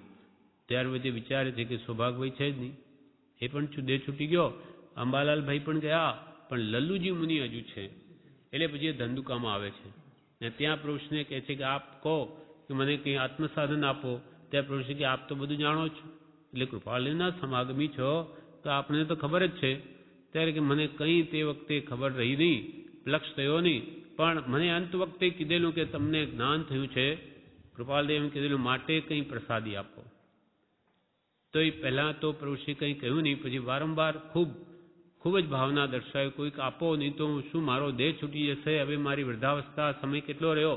એટલે અંત વખતે પછી ઘણી જિજ્ઞાસા જોઈ અને પ્રભુશ્રી પછી એમને આ મંત્ર આપે છે. 7 વ્યસન 7 વ્યસનનો ત્યાગ, 3 પાઠ અને સહજાત્મ સ્વરૂપ પરમ ગુરુ. આ મંત્ર આપ્યો. તેની આરાધના રોજ કરતા અને અંત વખતે પણ આ જ આરાધનામાં એમનો દેહ છૂટે છે. અને તે વખતે બોલ્યા કે આ કૃપાલને તો મારા માટે જ આપી ગયા, જાણે મારા માટે જ નહીં આપી ગયા હોય આ મંત્ર. કેમ કે આધાર શું, અંત વખતે કંઈ શાસ્ત્રો યાદ ન રહે, પણ આ સ્વરૂપમાં સ્થિતિ રહે, પરને પર, સ્વને સ્વમાં ને આ સહજાત્મ સ્વરૂપ મારું સ્વરૂપ છે એમ ધ્યાન કરતાં કરતાં જ એમનું સમાધિ મળતું. એ મુનિ મોહનલાલજી આ વાત કરે છે અહીંયા. મુનિ મોહનલાલજી કહે ધારતીભાઈના અહીંયા આગળ વાત આવીને નિમિત્ત પ્રવૃત્તિ કે હંમેશા સારા રાખવા, તેના ઉપર મુનિ મોહનલાલજી કહે ધારતીભાઈના અંતકાળ વખતે 24 કલાક તેમની સમીપ શુભ નિમિત્ત રાખવામાં આવ્યા હતા. કોઈ વખત વંચાય તો કોઈ વખત મંત્રનો જાપ કરનાર રાખી મૂક્યો હતો. સહજાત્મ સ્વરૂપ કેવળ જ્ઞાન દર્શનમય સહજાત્મ સ્વરૂપ એવો જાપ ચાલુ જ રહેતો. જ્યારે વેદનીયનું જોર વિશેષ હોય ત્યારે જીવનું વીર્ય મંદ પડી જાય અને દબાઈ જાય, તે વખતે સ્મૃતિ આપનાર હોય તો વિશેષ લાભ છે. વેદની વખતે ખૂબ વેદનું જોર હોય, જીવનું વીર મંદ પડી જાય, દબાઈ જાય, તે વખતે કોઈ એવી આત્મસ્મૃતિ આપનાર હોય તો વિશેષ લાભ થાય છે. એ મોહનલાલજી કહ્યું. ત્યારે પ્રભુશ્રીએ કહ્યું સૌભાગભાઈના મરણ વખતે અંબાલાલભાઈ સહજાત્મ સ્વરૂપ સંભળાવતા હતા. ત્યારે પોતાના ધ્યાન ઉપયોગમાંથી બહાર આવી તેમાં સૌભાગભાઈનો ઉપયોગ જોડવો પડ્યો. તેથી તે વખતે કંઈ ન બોલવાનું તેમણે સૂચવ્યું હતું. એમ સ્યાદવાદ પણ છે. પ્રભુશ્રી એવું સ્યાદવાદ પણ છે.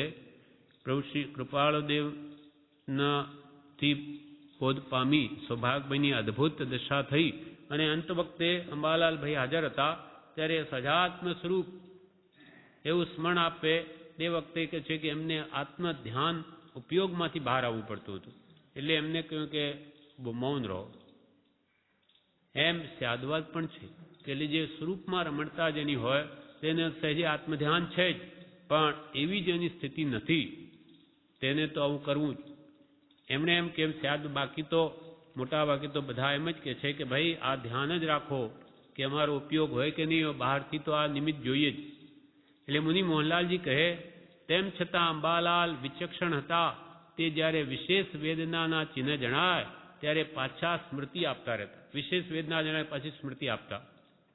કેમ કે કંઈ પણ રખીને એમનો ઉપયોગ ચાલ્યો જાય તો ચૂકી જવાય તો એમ આપણા માટે પણ જો આવા મરણનો સમય આવી જાય ત્યારે આપણે પણ કહી રાખવું કે ધીમેથી શાંતિપૂર્વક એની રટના ધારા સહજાત્મ સ્વરૂપ પરમગુરુ એ અમારી પાસે પણ પ્રભુશ્રીએ પથારી આગળ બધા એ જ કરજો અને આપણે પણ એ જ કરવાનું છે. તો ઉપયોગ આમો રહે અને દેહ ત્યાગ થાય તો એ સમાધિ મરણનું કારણ થાય છે.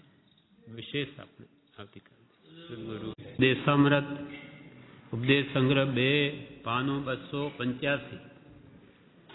પ્રભુશ્રી કહે લક્ષ્યની બહોળતા એટલે શું? તારીખ 7/1/1926. મોક્ષમાળા શિક્ષાપાઠ 100 મનોનિગ્રહના વિઘ્ન વંચાતા. મોક્ષમાળાનો 100મો પાઠ હતો. તેનું શીર્ષક છે મનોનિગ્રહના વિઘ્ન. તે વંચાતા પ્રભુશ્રી બોલ્યા લક્ષ્યની બહોળતા એટલે શું? એ 100મા પાઠમાં એમ આવ્યું કે મનોનિગ્રહતા થવા લક્ષ્યની બહોળતા કરવી ઉચિત છે. મન વશ કરવામાં લક્ષ્યની બહોળતા જોઈએ અને એ બહોળતામાં વિઘ્નરૂપ નીચેના 18 દોષ છે. તો પ્રભુશ્રી કે લક્ષ્યની બહોળતા એટલે શું? ત્યારે પોતે જ કહ્યું કે ઉપયોગનો વિભાવમાંથી મુકાવવું, વિશાળ થવું, તે આપણો જે ઉપયોગ છે આત્માનો જ્ઞાન દર્શનમય એ સ્વભાવ મૂકીને વિભાવમાં પ્રવર્તે છે, રાગદ્વેષમાં. એ વિભાવમાંથી મુકાવવું અને મોક્ષ પ્રાપ્તિ કરવી એ વિશાળપણું એ જ લક્ષ્ય છે, લક્ષ્યની બહોળતા છે. એટલે સંસારનો લક્ષ્ય મૂકી દઈ આત્માને મુક્તિ પ્રાપ્ત કરાવવી એ લક્ષ્યની બહોળતા કહેવાય. અને ખાવા પીવાનું જે લક્ષ્ય છે એ ટૂંકો લક્ષ્ય છે. આ મનુષ્ય જન્મ ખાવા પીવા, હરવા ફરવા કે મોજ શોખ માટે નથી. આવું તો અનંતકાળમાં ઘણું કર્યું, પણ હવે આ માનવ દેહ વડે જો મુક્તિ પ્રાપ્ત કરીએ તો એ લક્ષ્યની બહોળતા થઈ, વિશાળ લક્ષ્ય થયો. ઉપયોગનું વિભાવમાંથી મુકાવવું, વિશાળપણું થવું, તે ઉપયોગની નિર્મળતા માટે ચૂકી જવાય નહીં, તે માટે કંઈ બહુ શ્રવણ વગેરેની ખાસ જરૂર નથી. આપણને પહેલાં લક્ષ થવા માટે શાસ્ત્ર શ્રવણ કે વાંચન કે વિચારની જરૂર છે, પણ એક લક્ષ થઈ ગયો કે આપણે મુક્તિ પ્રાપ્ત કરવી છે અથવા આત્મજ્ઞાન પ્રાપ્ત કરવું છે. એ લક્ષ્ય થયા પછી વારંવાર કંઈ બહુ શ્રવણ કરવાની જરૂર નથી. તો શું કરવું? તો કે ચૂકી જવાય નહીં. ઉપયોગની નિર્મળતા માટે શું કરવું? ઉપયોગ નિર્મળતા માટે તો ઉપયોગ ઉપર ઉપયોગ રાખવો. ત્યાં સાંભળવા કરતાં આપણા ભાવ ક્યાં જાય છે, ક્યાં રહે છે, તેના પર ધ્યાન રાખવું. ઉપયોગની નિર્મળતા માટે ચૂકી જવાય નહીં, તે માટે કંઈ બહુ શ્રવણ વગેરેની ખાસ જરૂર નથી. એટલે લક્ષ્ય આપણા માટે આત્મજ્ઞાનનો અને અંતે મોક્ષનો, કેવળ જ્ઞાનનો છે. એ લક્ષ્યની બહોળતા છે. હવે એ લક્ષ્ય મનોનિગ્રહતા થવા લક્ષ્યની બહોળતા આપણે કરી કે મુક્તિ મેળવવી છે, તો કે ભાઈ આ મનમાં જે વિકારો છે, 18 મોટા દોષ છે, એને ત્યાગવા જોઈએ, મનને વશ કરવું જોઈએ. એટલે મનોનિગ્રહતા થવા માટે લક્ષ્યની બહોળતાની જરૂર છે. અને લક્ષ્ય બહોળતા કર્યા પછી એ મનના 18 દોષ દૂર કરવા જોઈએ. વળી એમાં એ વાત આવી 18 દોષમાં એકે ઉત્તમ નિયમ સાધ્ય ન કરવો, એ 18માં દોષના વિવેચન પ્રસંગે દ્રષ્ટાંત. એ 18 દોષ જે મનોનિગ્રહના પાઠમાં કહ્યા છે તે આ પ્રમાણે છે. જે મન વશ કરવામાં વિઘ્નરૂપ 18 દોષ. પહેલો દોષ આળસ. જ્યાં સુધી પ્રમાદી આદત હોય ત્યાં સુધી એનું મન વશ નહીં થાય. પહેલો દોષ આળસ, મોક્ષમાળા પાઠ 100માં. બીજો દોષ અનિયમિત ઊંઘ. સમયસર ઊંઘ લેવી જોઈએ અને એ પણ 6 કલાકથી વધારે નહીં. અનિયમિત ઊંઘ હોય તો પણ એનું મન વશ નહીં થાય. ત્રીજો દોષ વિશેષ આહાર.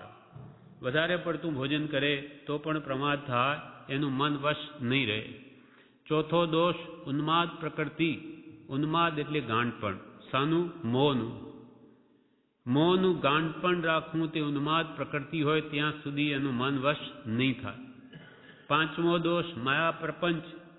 માયા કરે, જૂઠ માયા પ્રપંચ કરે, કોઈને ઠગે. એ માયા જ્યાં સુધી છે ત્યાં સુધી પણ મન વશ નહીં થાય. છઠ્ઠો દોષ અનિયમિત કામ. નિયમસર કામ કરવું જોઈએ. કામ ટાણે કામ અને આરામ ટાણે આરામ. અંગ્રેજોની માફક કે છે બે શેડભેળ કરી દેવા ન જોઈએ. એટલે જેમ કામ કરતીએ ત્યારે ધ્યાન કરીએ, ચિંતન મનન ભક્તિ કરીએ ત્યારે જગત ભૂલી જવું. કામ કરવું હોય ત્યારે જ તેના વિકલ્પ, આખો દિવસ નહીં. એમ અનિયમિત કામ નહીં જોઈએ. ગમે ત્યારે એકબીજાની શેડભેળ કરીએ તો કોઈ પણ કામમાં ભલીવાર નહીં આવે. અનિયમિત કામ નહીં જોઈએ, બધું નિયમસર હોવું જોઈએ. નિયમથી કરેલું કાર્ય ત્વરાથી થાય છે ને ધારેલી સિદ્ધિ આપે છે. માટે અનિયમિત કામ નહીં જોઈએ. એ હોય તો પણ મન વશ નહીં થાય, કેમ કે બધા જ કામ અધૂરા રહે. સાતમો દોષ અકરણીય વિલાસ. નહીં કરવા યોગ વિલાસ નહીં કરવા જોઈએ. મોજ શોખ જેને જ્ઞાની પુરુષોએ નિષેધ કર્યો હોય એવા અકરણીય નહીં કરવા યોગ વિલાસ નહીં ભોગવવા જોઈએ. એ કરે તો પણ એનું મન વશ નહીં થાય. આઠમો દોષ માન, મોટાઈ, અહંકાર. જ્યાં સુધી હોય ત્યાં સુધી એનું મન વશ નહીં થાય. નવમો દોષ મર્યાદા ઉપરાંત કામ. એટલું બધો કામનો બોજો હોય કે એને કંઈ પણ નિવૃત્તિ જ ન મળે, એટલે આત્મા વિચારવા માટે સમય જ ન મળે. એટલે એવું મર્યાદા ઉપરાંત કામ નહીં જોઈએ. પોતાની શક્તિ પ્રમાણે માપસર કામ જોઈએ કે સવાર સાંજ પણ નિવૃત્તિ મળી શકે તો આત્મચિંતન કે ભક્તિ વગેરે કરી શકે. એટલે મર્યાદા ઉપર કામ હોય તો પણ એનું મન વશ ન રહે. હંમેશા કામ અધૂરું જ રહે, લાગે કે બધું કેટલું બધું કામ પડ્યું છે, ક્યાં ધર્મ કરું, ક્યાં વિચારું. એમ મર્યાદા ઉપરાંત કામ નહીં જોઈએ. પછી 10મો દોષ આપ વડાઈ. હંમેશા પોતાની મોટાઈના બણકા ફોડ્યા કરે. હું એવો, મેં આમ કર્યું, મેં તામ કર્યું. એવી જે આપ વડાઈ વાળો એ પણ માન કશાયનો બીજો ભાઈ છે, માટે એનું પણ મન વશ નહીં થાય. એટલે આપ વડાઈ કદી કરવી નહીં. 11મો દોષ તુચ્છ વસ્તુથી આનંદ મેળવવો. જગતની બધી વસ્તુઓ તુચ્છ છે, પાંચ ઇન્દ્રિયના વિષયો તુચ્છ છે, પણ નિર્દોષ સુખ નિર્દોષ આનંદ લ્યો. ગમે ત્યાંથી ભલે એ દિવ્ય શક્તિ માન જેથી જંજીરેથી નીકળે. કર્મરૂપી જંજીર સાંકળથી બંધાયેલો આપણો આત્મા કેમ છૂટે? તો કે નિર્દોષ સુખ લ્યો. સત્પુરુષના વચનો વડે, ઉત્તમ વાર્તા ભક્તિ વડે નિર્દોષ સુખ પ્રાપ્ત કરવું, દોષિત નહીં. બીજા જીવોને દુઃખ થાય અને આપણને સુખ થાય એવો કોઈ પણ સુખ મેળવવું નહીં. એટલે તુચ્છ, જગતની બધી વસ્તુઓ તુચ્છ છે, એથી આનંદ મેળવવો નહીં. એટલે તુચ્છ વસ્તુથી આનંદ મેળવવાની ઈચ્છા હોય તો પણ તેનું મન વશ નહીં થાય. 12મો દોષ રસગારવ લુબ્ધતા. રસગારવ એટલે રસ સ્વાદમાં લોલુપી થાય ને એનો પાછો ગર્વ કરે. જેમ કે અમે તો એવા છીએ કે અમારે તો 2 શાક વગર ચાલે જ નહીં, અમારે તો ભોજનમાં મિષ્ટાન જોઈએ જ, એના વગર અમને ગમે જ નહીં. એટલે સ્વાદમાં લંપટતા છે અને સાથે પાછો એનો અહંકાર છે. રસ ગારવ, ગારવ એટલે ગર્વ. રસ કરે છે, રસ લુબ્ધપણું છે ને એમાં પાછો ગર્વ. એવી જે ભાવનાઓ જ્યાં સુધી હોય ત્યાં સુધી પણ એનું મન વશ નહીં થાય. રસ ગારવ લુબ્ધતા 12મો દોષ. 13મો દોષ અતિભોગ. મર્યાદિત ભોગ જોઈએ, ઈચ્છાઓ વશ નહીં થાય તો માપસરના ભોગ એ સુખરૂપ રહે. એટલે શરીરને પણ સુખરૂપ રાખે, રોગ ન થવા દે અને મન પણ વશ થાય. એટલે અતિ ભોગ નહીં કરવા. અતિ સર્વત્ર વર્જેત. એ 13મો દોષ અતિ ભોગ નહીં. 14મો પારકું અનિષ્ટ ઈચ્છવું, બીજાનું બુરું ઈચ્છવું, એ પણ કદી નહીં કરવું. એવી જો ભાવના અંદરમાં રહેશે કે એનું બુરું થાય તો પણ એનું મન વશ કદી ન થાય. અને મન વશ ન થાય તો આત્મજ્ઞાન પ્રાપ્ત કરવાની ભૂમિકા જ તૈયાર નહીં થાય. પારકું અનિષ્ટ ઈચ્છવું. 15મો દોષ કારણ વિનાનું રળવું. કંઈ કારણ છે નહીં, આજીવિકા સુખે ચાલે એમ છે તો શા માટે રળવું, ભેગું શા માટે કરવું? એ પણ ભાવના જો તૃષ્ણા એની બળવાન હશે, કારણ વિનાનું રળવું, તો પણ એનું મન વશ નહીં થાય. અને 16મો દોષ ઝાઝાનો સ્નેહ. ઝાઝા સાથે મેળાપ, થોડા સાથે અતિ સમાગમ કે ઝાઝાનો મેળાપ બંને સમાન દુઃખદાયક છે. ઘણા સાથે પરિચય હોય કે થોડા સાથે અતિ પરિચય હોય, બે સરખા દુઃખદાયક છે. એ હોય તો પણ એનું મન વશ નહીં થાય. અને 17મો દોષ કૃપાલદેવે કહ્યો અયોગ્ય સ્થળે જવું. જ્યાં વિકારના સ્થાનો હોય એવા સ્થળે જવું નહીં. એ 17મો અયોગ્ય સ્થળે જવું એ દોષ. અને 18મો એકે ઉત્તમ નિયમ સાધ્ય ન કરવો. એકે ઉત્તમ નિયમ સાધ્ય ન કરવો એટલે કે એક પણ આજ્ઞા જ્ઞાની પુરુષની દ્રઢપણે ન પાળવી, તે 18મો દોષ. અને આ અષ્ટાદશ દોષ જવાથી મનોનિગ્રતા અને ધારેલી સિદ્ધિ થઈ શકે છે. કૃપાલદેવ 18મા પાઠમાં 16મા પાઠમાં લખે છે. એ દોષ જ્યાં સુધી મનથી નિકટતા ધરાવે છે ત્યાં સુધી કોઈ પણ મનુષ્ય આત્મ સાર્થક કરવાનો નથી. જ્યાં સુધી આ 18 દોષોમાંનો કોઈ પણ દોષ હશે ત્યાં સુધી તે મનુષ્ય આત્મ સાર્થક કરવાનો નથી. એટલે પ્રભુશ્રીએ અહીંયા કહ્યું, આ પાઠ વંચાતો હતો ત્યારે કહે છે કે લક્ષ્યની બહોળતા માટે મનોનિગ્રતા જોઈએ, અને મનોનિગ્રતા હોય તો જે આત્મજ્ઞાન પ્રાપ્ત કરવાની ભૂમિકા યોગ્યતા આવે છે. એકે ઉત્તમ નિયમ સાધ્ય ન કરવો. કોઈ પણ જીવનમાં એકે ઉત્તમ નિયમ સાધ્ય ન કરવો એ 18મા દોષના વિવેચન પ્રસંગે કૃપાલદેવે પ્રભુશ્રીએ દ્રષ્ટાંત આપ્યું કે ફેણામના છોટાલાલ કપૂરચંદ અંબાલાલના સહિયારી હતા. અંબાલાલ ભાઈ સાથે આ છોટાલાલ ભાઈને સંબંધ હતો અને એમના ઘણું ઘરનું કે કામકાજ પેલે કરતા. અને અંબાલાલ ભાઈ એકવાર કહ્યું કે આ શ્રીમદ રાજચંદ્ર એ સત્પુરુષ છે કે તે સત્ય છે. એટલે પ્રભુશ્રીને એમને પૂછ્યું, કેમ કે મુનિ ખરા પ્રભુશ્રીજી, સ્થાનકવાસી, એટલે કે આ તો આપણા મુનિ અને આમ નામાંકિત હતા સંપ્રદાયમાં. એટલે એમને પૂછ્યું કે આ અંબાલાલ એમ કહે છે કે શ્રીમદ રાજચંદ્ર એ મહાપુરુષ છે, તો શું એ કહે સત્ય છે? ત્યારે પ્રભુશ્રી કહે, હા ભાઈ, સાવ સાચી વાત છે, હાવ સાચી વાત છે, એ કે એમ જ કરવા જેવું છે, એ તો અદ્ભુત મહાપુરુષ છે. ત્યારે એમને થયું એમ, એટલે બેસી ગયો. પ્રભુશ્રીએ કહ્યું કે કૃપાલદેવ સાચા પુરુષ એટલે બેસી ગઈ. અંબાલાલભાઈ કહ્યું નહીં બેઠું, કેમ કે એમને ત્યાગ નહીં. જ્યારે આ સાધુ પુરુષ અને એમને કહ્યું કે એમનું પદ બહુ પુણ્ય કેરા, પુંજથી શુભ દેહ માનવ નો મળ્યો, તો એ અરે ભવચક્રનો આટો નહીં એકે ટળ્યો. આવા એક એક અદ્ભુત પદ છે, પકડી લે. એમને તો એવું પકડી લીધું, પ્રભુશ્રીને એકે ઉત્તમ નિયમ સાધે ન કરવો એવું પકડી લીધું કે જ્યારે જુઓ ત્યારે કે એમના મોઢામાં એ આ બે કડીઓ તો હોય જ. બહુ પુણ્ય કેરા, પુંજથી શુભ દેહ માનવ નો મળ્યો, તો એ અરે ભવચક્રનો આટો નહીં એકે ટળ્યો. આવો અમૂલ્ય માનવ દેહ કેટલા ભવના પુણ્યના ઢગલાથી આ ભવમાં પામ્યો, તો પણ મેં એક પણ સંસાર ચક્રનો આટો આ મનુષ્ય ભવમાં ઓછો ન કર્યો. એ વિચારણા એમને એવી જાગી અને એવું દ્રઢ થઈ ગયું કે પકડી જ લીધું. એકે ઉત્તમ નિયમ સાધે ન કરવો, એમણે આ સાધે કરી લીધો. તેનું ફળ શું આવે છે તે પ્રભુશ્રી કહે છે. ભણાવના છોટાલાલ કપૂરચંદ અંબાલાલના સહિયારી હતા. તેમને બહુ પુણ્ય કર્યા, પુંજથી એ કાવ્યની પહેલી કડીની 2 લીટી વારંવાર સ્મરણમાં રહેતી. જ્યારે જોઈએ ત્યારે તે તેમના મુખમાં હોય જ. પ્રભુશ્રી કે જ્યારે જોઈએ ત્યારે એને મોઢામાં બે તો હોય જ. બહુ પુણ્ય કર્યા, પુંજથી શુભ દેહ માનવ નો મળ્યો, તો એ અરે ભવચક્રનો આટો નહીં એકે ટળ્યો. જ્યારે જોઈએ ત્યારે તે તેમના મુખમાં હોય જ. તેના ઉચ્ચાર વગરનો કોઈ સમય અમે તેને દીઠો નથી. એકે ઉત્તમ નિયમ સાધ્ય ન કરવો એમણે કરી બતાવ્યો. પ્રભુશ્રી અમે જ્યારે જોઈએ ત્યારે તેના મોઢામાં 2 કડીઓ તો હોય જ.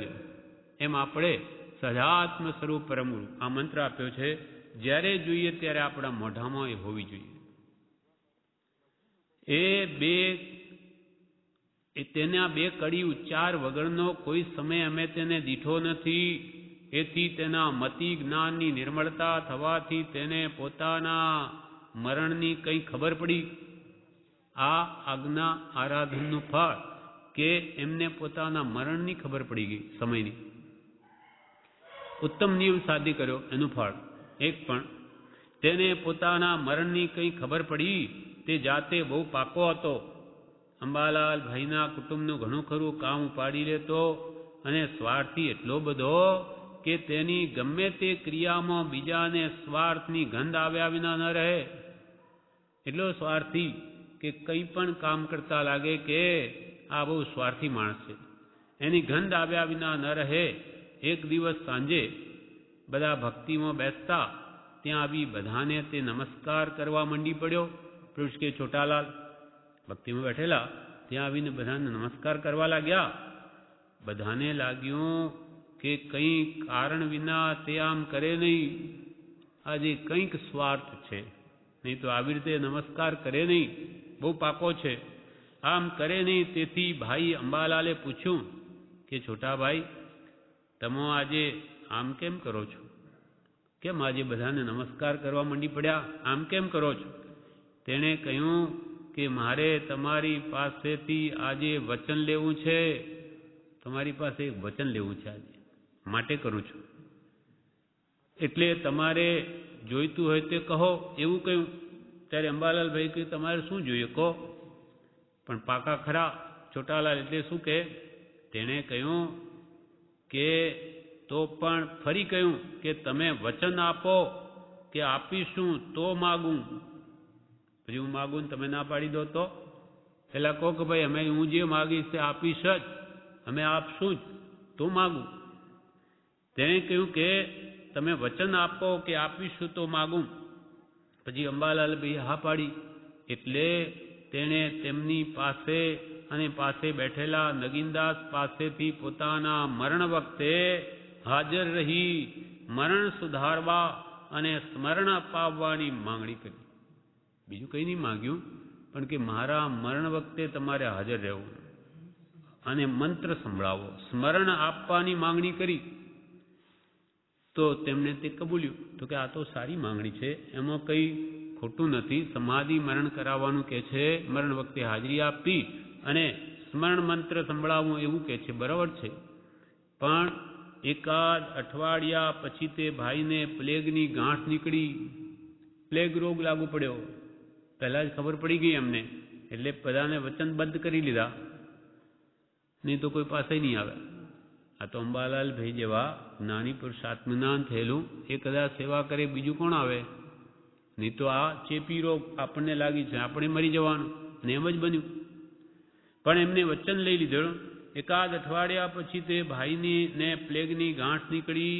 એટલે એક તો વ્યવહારિક ઉપકારને લઈને કે છોટાલાલભાઈ અંબાલાલભાઈનું કામ કરતા હતા ઘરનું, એ વ્યવહારિક ઉપકારને લઈને અને વચન આપેલું, તે કારણે અંબાલાલભાઈ 3 દિવસ તેમની પાસે ને પાસે જ રહ્યા અને કંઈ વાંચન, ભક્તિ, બોધ વગેરેથી તેનો ઉપયોગ તેમાં જ જોડાઈ રહે તેમ પ્રવર્તતા. બીજા નગીનદાસ પણ સાથે રહેલા અને તેનો ભત્રીજો પોપટભાઈ પણ તેમની સેવામાં રહેલો. 3 જણ. એ 3ને ચેપ લાગુ પડ્યો અને 3ના સાથે મરણ થવાથી 3ને સાથે બાળેલા વચનબદ્ધ થઈ ગયા. સમાધિ મરણ કરાવવા એમનું સાથે સમાધિ મરણ થયું અને એમને ચેપી રોગ લાગુ પડ્યો. પણ અહીંયા કહેવાનું શું છે? એકે ઉત્તમ નિયમ સાધ્ય ન કરવો, પણ એક દ્રઢતા ત્રીજો જ્ઞાનીની આજ્ઞા પાળી લે. તેનું પરિણામ શું આવ્યું કે એમને મરણ પહેલાં 8 દિવસ પહેલાં ઝાંખી થઈ ગઈ કે હવે મારું મરણ નજીક છે. એટલે કેવું માંગી લીધું અને બધાએ હા પાડી, એમનું કામ થઈ ગયું. સાથે જો કે બધાએ આત્માર્થી હતા, પોતાનું કામ કરી ગયા. પણ અહીંયા કહેવાનું કે આજ્ઞાનું મહાત્મ્ય છે. એક જ્ઞાનીની આજ્ઞા એક આરાધે, શ્રેણિક મહારાજાની જેમ. તો પૂર્વ ભમાં કાગડાનું માંસ છોડ્યું તો આવતા ભમાં પહેલાં તીર્થંકર થશે. છોડ્યું છે કાગડાનું માંસ, પણ ધરતાપૂર્વક નિયમનું પાલન, તેનું આ ફળ છે. મરણ સ્વીકાર્યું પણ આજ્ઞા ભંગ નહીં કરી. આ મનોનિગ્રહનો મોક્ષમાળાનો પાઠ યોગ્યતા આપે તેવો છે. આજે 18 દોષ વાંચ્યા. મનોનિગ્રહમાં વિઘ્ન. આ મનોનિગ્રહનો મોક્ષમાળાનો પાઠ યોગ્યતા આપે તેવો છે. તેમાં કેટલી બધી વાતો સમાય છે. આળસ, ઊંઘનો ત્યાગ અને સંયમ એ બધા કર્તવ્ય છે. કે આવો જો 18 દોષ રહિત જીવ થાય તો એને આત્મજ્ઞાનની યોગ્યતા આવી જાય. એટલે આમાં કે કેટલી બધી વાતો સમાય છે આ પાઠમાં. આળસ, ઊંઘનો ત્યાગ અને સંયમ એ બધા કર્તવ્ય છે. મુમુક્ષુ કહે લક્ષ્યની બહોળતામાં, લક્ષ્ય એટલે શું? બીજા મુમુક્ષુએ કહ્યું કે લક્ષ્યની બહોળતા એમ વાત આવી તો એમાં લક્ષ્ય એટલે શું? પ્રભુ કે લક્ષ્ય શું? લક્ષ્ય એટલે ઘસી નાખવું. એનું એ નિરંતર લક્ષ્યમાં રાખવું, બીજું કંઈ ગમે નહીં. આ લક્ષ્ય જેને આત્માર્થનો હોય, સ્વરૂપ પ્રાપ્તિનો, એને હંમેશા એ ભૂલાય નહીં. એનું નામ લક્ષ્ય. ઘસી નાખવું એનું એ જ લક્ષ્યમાં હોય. પ્રભુ શ્રી કહે લક્ષ્ય શું? લક્ષ્ય એટલે ઘસી નાખવું. એનું એ લક્ષ્ય બંધાઈ ગયો હોય તો એ સ્વરૂપને ભૂલે નહીં. સજાત્મ સ્વરૂપ પરમ એ મારું લક્ષ્ય છે એવું હોય તો એ નિરંતર લક્ષ્યમાં રાખવું, પછી એને બીજું કંઈ ગમે નહીં. જ્યાં સુધી આ પાઠમાંના દોષ હોય ત્યાં સુધી મન કેમ વશમાં આવે? જ્યાં સુધી આ પાઠમાંના મનોનિગ્રહના વિઘ્ન, 100મો પાઠ મોક્ષમાળાનો, આ પાઠમાંના દોષ હોય ત્યાં સુધી મન કેમ વશમાં આવે? મન તેને લઈને આ બધું અને તેનો નિર્ણય એ પત્ર 373માં એ જ વાત આવી છે. પત્રાંક વચનામૃતમાં 373 એ જ વાત આવી છે. 430માં પત્રમાં જણાવેલા પ્રતિબંધ દરેકને વિચારવા યોગ છે. પત્રાંક 430માં જે પ્રતિબંધો જણાવ્યા તે દરેક જીવને વિચારવા યોગ છે. પછી હવે કે છે કૃપાલજીના જ વચનો, અસંગપણું એટલે આત્માર્થ સિવાયના સંગ પ્રસંગમાં પડવું નહીં. કૃપાલજીનો પત્ર. અસંગપણું એટલે આત્માર્થ સિવાયના સંગ પ્રસંગમાં પડવું નહીં. હા, 430. એટલે અસંગપણું પ્રાપ્ત કરવું હોય તેને આત્માર્થ સિવાયના કોઈ બીજા સંગ પ્રસંગમાં પડવું નહીં. તો જ આત્માની અસંગતા થાય, બધા સંગથી છૂટે. સંસારના સંગીના સંગમાં વાતચીતાદી પ્રસંગ શિષ્યાદિ કરવાના કારણે રાખવો નહીં. સંસાર સંગીના સંગમાં વાતચીતાદિ પ્રસંગ શિષ્યાદિ કરવાના કારણે રાખવો નહીં. શિષ્યાદિ કરવા સાથે ગ્રહવાસી વેશવાળાને ફેરવવા નહીં.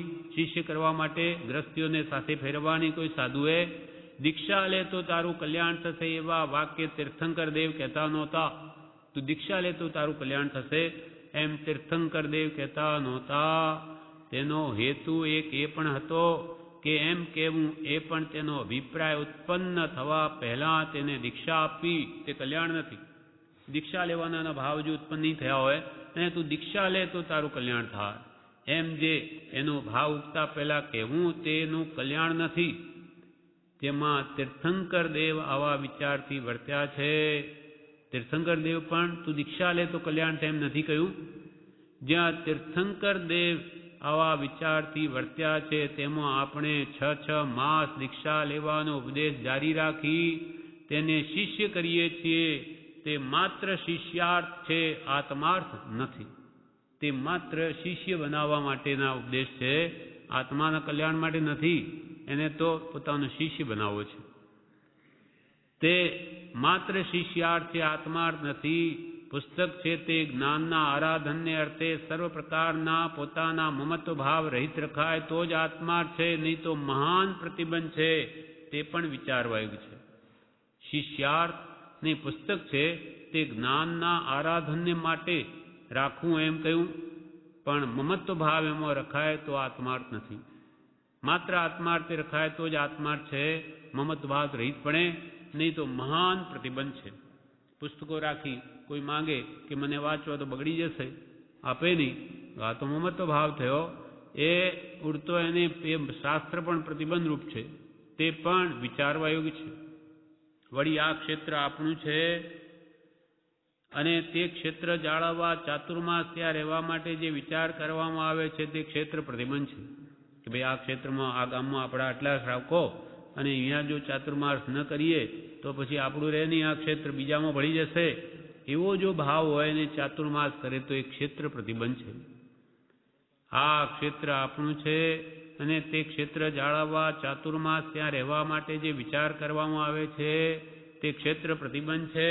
તીર્થંકર દેવ તો એમ કહે છે કે દ્રવ્યથી, ક્ષેત્રથી, કાળથી ને ભાવથી એ ચારેય પ્રતિબંધથી જો આત્માર્થ થતો હોય અથવા નિર્ગ્રંથ થવાતું હોય તો તે તીર્થંકર દેવના માર્ગમાં નહીં પણ સંસારના માર્ગમાં છે. ભગવાન તીર્થંકર તો એમ કહ્યું કે દ્રવ્યથી, ક્ષેત્રથી, કાળ, ભાવ ચારે પ્રતિબંધથી રહિત થવાનું છે. અને આવા પ્રતિબંધ રાખવાથી જો આત્માર્થ થતો હોય તો પછી એ ભગવાન તીર્થંકરો કે આવી રીતે નિર્ગ્રંથ થવાતું હોય તો એવી રીતે જો મુનિપણું સચવાતું હોય તો એ તીર્થંકર દેવના માર્ગમાં નહીં, સંસારના માર્ગમાં છે. ભગવાન તીર્થંકરોએ તો દ્રવ્ય, ક્ષેત્ર, કાળ, ભાવ બધા પ્રતિબંધથી રહિત થવાનું કહ્યું છે. આ વાત કોઈ વાંચે તો કેવું પરિણામ થાય. કોઈ પણ સાધુને પોતાના દોષ જાણવાનું આ સાધન છે. કે કોઈ પણ સાધુ આ જો વાંચે તો કે હું આ શિષ્યાર્થ કરવા કરું છું કે આત્માર્થ કરવા કરું છું, આ મારું કામ નહીં. અને કલ્યાણ કરવું તો મારે આવા કોઈ દ્રવ્ય, ક્ષેત્ર, કાળ, ભાવ પ્રતિબંધ રાખવા ન જોઈએ. એમ કોઈ સાધુ પોતાના દોષો જાણવાનું કરે તો આ સાધન છે, આ પત્ર. આ પ્રમાણે પ્રભુશ્રીનો બોધ પૂરો થયો. વિશેષ આપણે આવતીકાલે